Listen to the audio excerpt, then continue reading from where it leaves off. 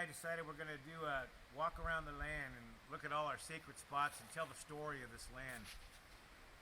Just to help you guys out, stay connected until the day comes when you can show up, hopefully this summer, in mass hordes and bring your own medicine to this land and bring it back. And once we heal from this crazy virus that's affected our lives, okay? That's my vision, my goal. Get you back here this summer. That's my hope, my dream, my prayer. So I want to talk about the idea of sacred. And, you know, this land has, well, let me back up. I got this land in 1990. And it really spoke to me. When I walked onto the land, I came onto our creek.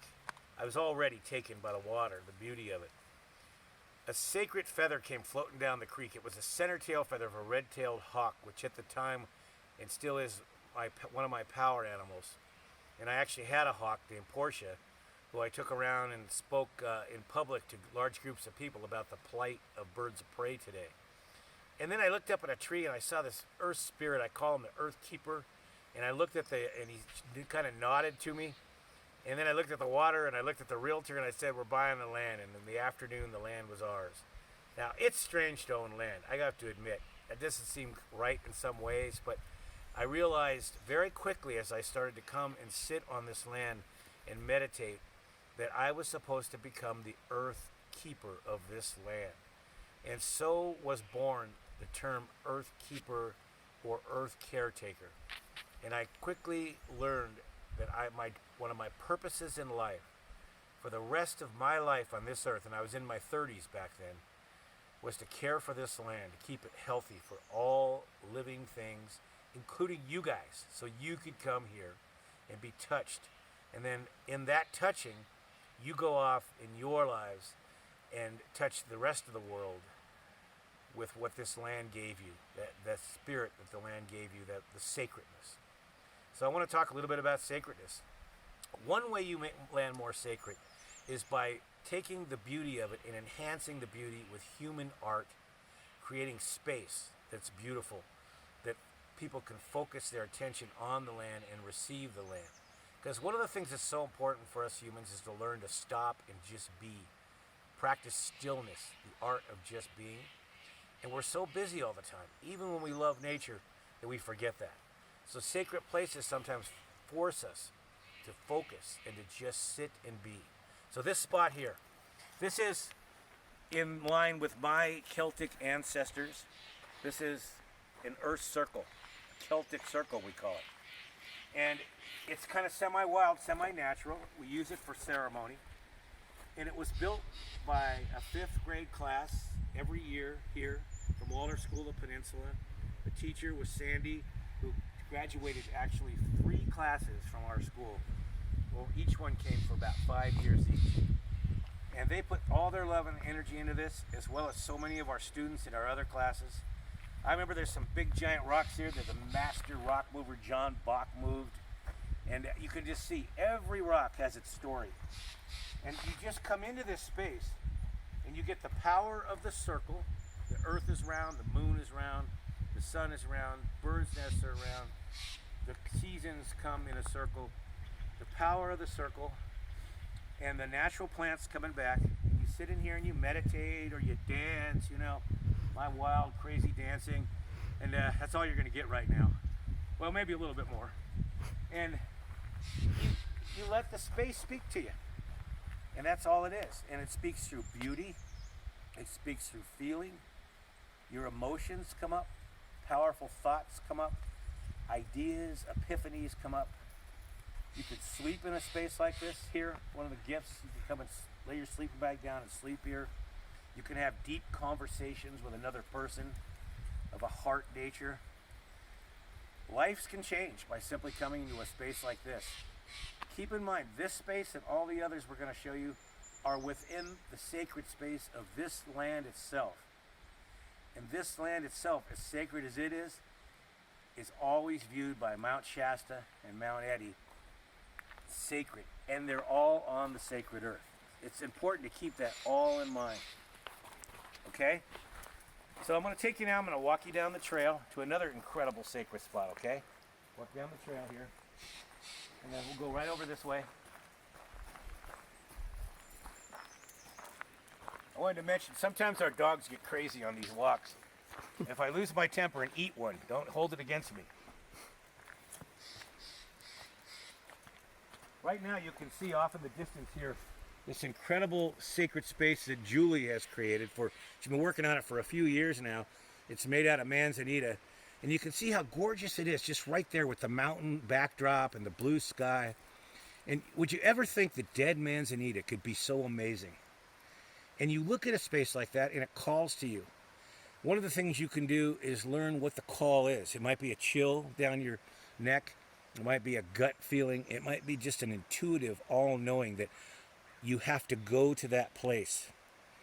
Often when that call happens, we are so busy, or we let our logical mind in to take over, that we ignore the call and we miss, kind of, as I would say, we miss our boat.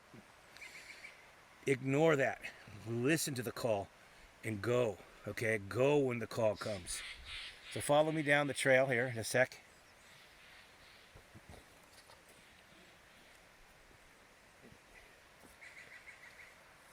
That was Mount Eddy you just looked at. Gorgeous Mount Eddy.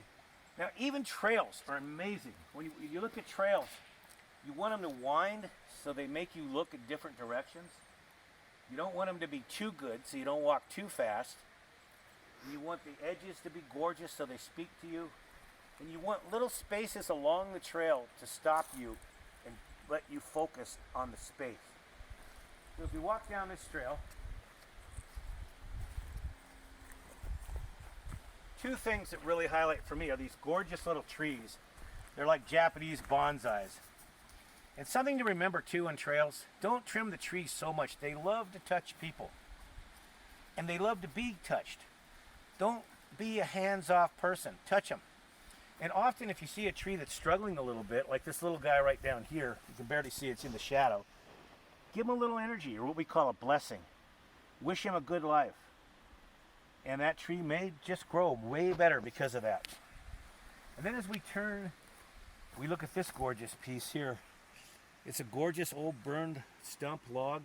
Somebody put a pretty rock in there and it's against this gorgeous pine tree. And that is nature art. It's as simple as that and yet so beautiful. And we continue on.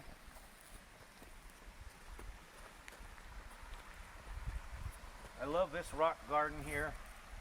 I love all the different algae on the rocks and the lichen and the beautiful little trees. I always admire these trees that grow in these rocks from seed. In fact, you know, we talk a lot in this school about miracles. You want an absolute miracle, and there's so many, it's beyond belief. Think about a seed for a second. A seed sprouts into a tree, sprouts into a plant, and grows for thousands of years. What more do you need? That is amazing. And off to the right, you see where our tent cabins will go eventually this summer when people come up. We usually have them up by now, but with this crazy virus, we haven't set them up yet. But that's a beautiful space too to think about. Now, as I approach this space Julie's been working on, I can feel it. I get like a feeling in my gut, an excitement. Because not only is it beautiful visually, but she's put, oh gosh, how many hours? Probably 1,000 hours into this thing. Picking the wood, carrying it, stacking it carefully. And each piece of wood goes a blessing and a hope and a dream for the future and for the land and a love of the land. And you feel that. This sacred space comes alive with the energy she puts into it. And then every single person that comes and enjoys it, their energy goes into it.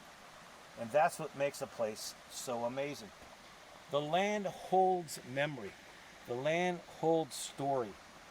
And you become a part of that. So we're going to wind around the front now, and you're going to really be surprised.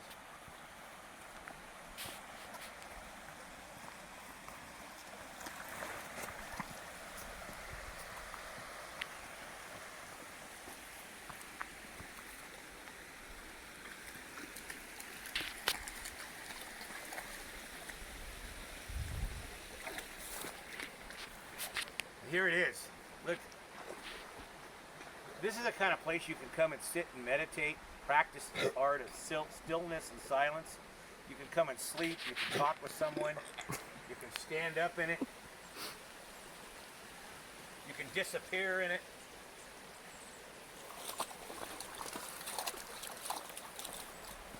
And it will take a life of its own. Often when you build a sacred space like this, you build it for the people, for the land, and then you let go of your ideas and you just let it take a life of its own. It becomes like a living being. Always try to keep your ego out of the way. Now I want to show you, when Julie's done showing you this space, one more space to complete this part of the talk.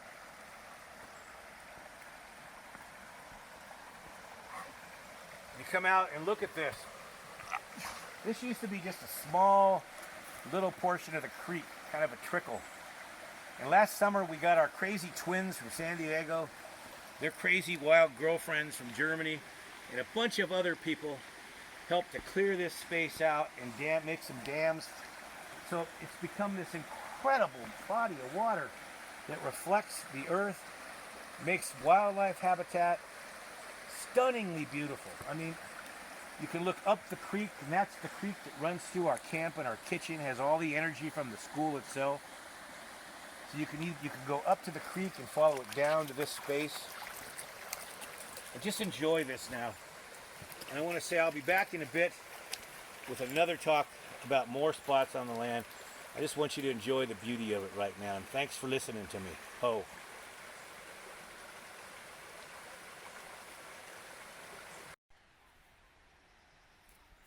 And continuing down our trail, one of our many trails, we're coming to another sacred spot. But on the way, I wanted to show you a sacred spot built by nature itself.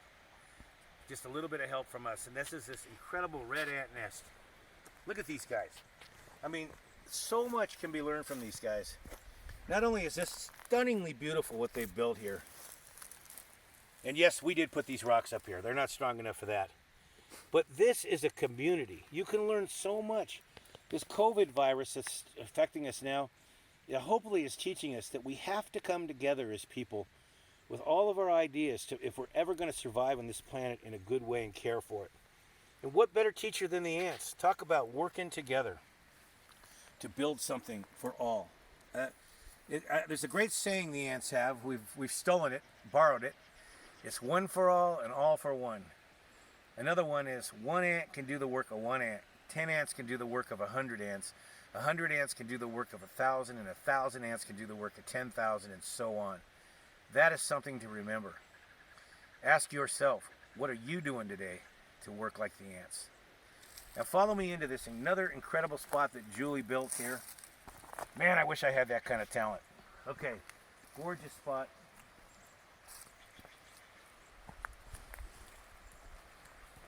Beautiful bench that Tom built out of wild natural wood from the land.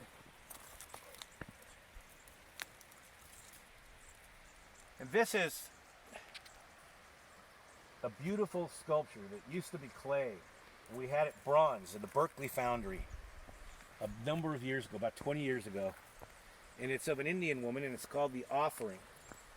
And maybe while you're looking at it, I could read this writing about it, which is right here by it.